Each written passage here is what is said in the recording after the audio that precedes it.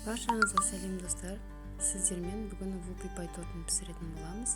Менімен бірге болыңыздар. Егер видеом ұнап жатса, лайк басып тіркеліп кетіңіздер. Ең алдымен 4 жұмыртқамызға қантымызды салып, жақсылап аппақ көпік болып көпіргенше араластырамыз. Араластырып жатқан уақытта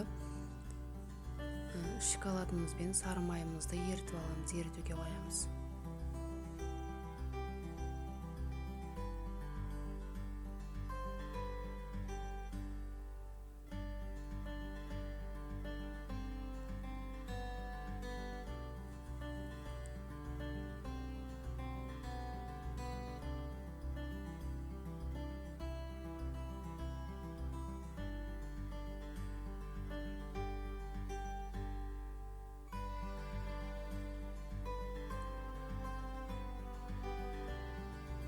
Еріген шоколадымыз бен сары майымызды массамызға құйып араластырып аламыз.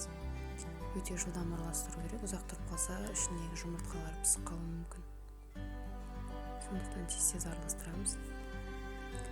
Енді мұнда менде ұн, какао, разлық етіл бәрі араластырылып дайындалып тұр. Міне осылай аз-аздан салып араластырамыз.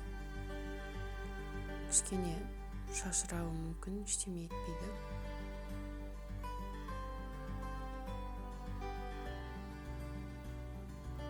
Осылайынан бөліп салып тестамыз дайындаймыз.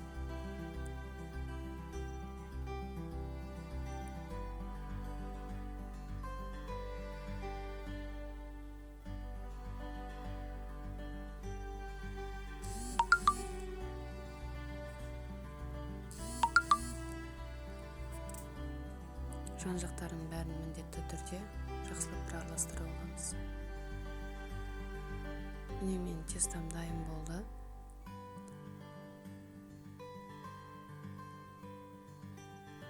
Мен 22-лік форманың көлемінде пісіретін боламын.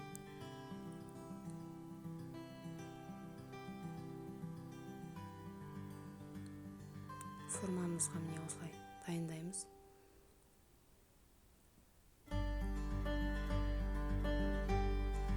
Шығады менде.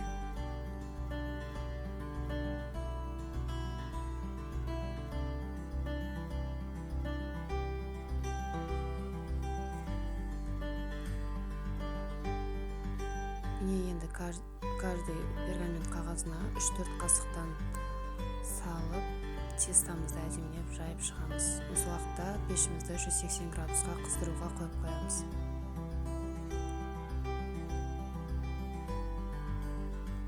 Корждар өте тез піседі, 7-8 минутта пісіп қояды. Сондықтан тексеріп, қарап тұрыңыздар. Міндетті түрде ағаш таяқшамен тексеріп көріңіздер. Мен осылайынан тегістеп жаямыз.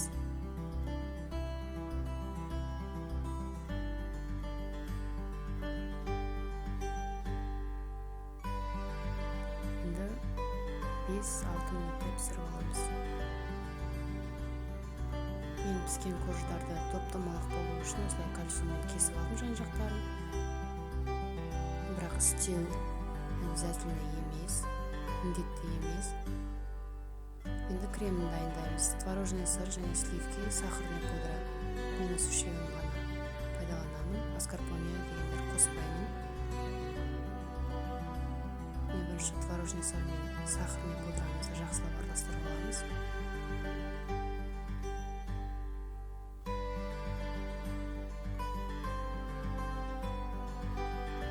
Сливкемізді аз-аздан қосып, оны да араластырамыз. Біркелкі қоюланғанша, әдемі крем шыққанша араластыра береміз.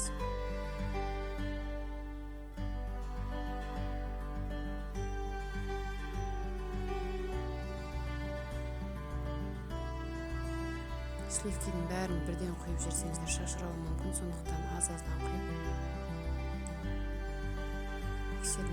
миксерлейміз. Міне менің кремім дайын болуға жақын қалды.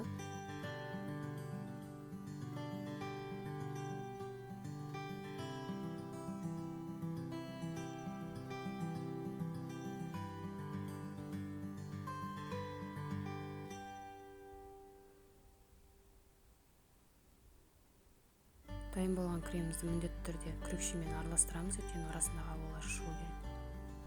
Міне кремім дайын болды. Өте керемет крем шығады. Енді тортымызды жинайтын боламыз.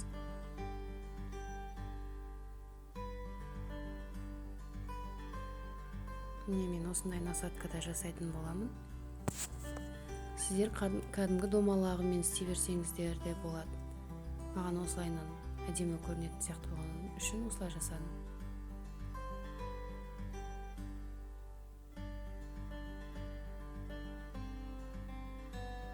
Торт өте жұмсақ, керемет болып шығады. Тортты жасап көріңіздер. Егер видео ұнап жатса, лайк басып, тіркеліп, комментарий қалдырыңыздар.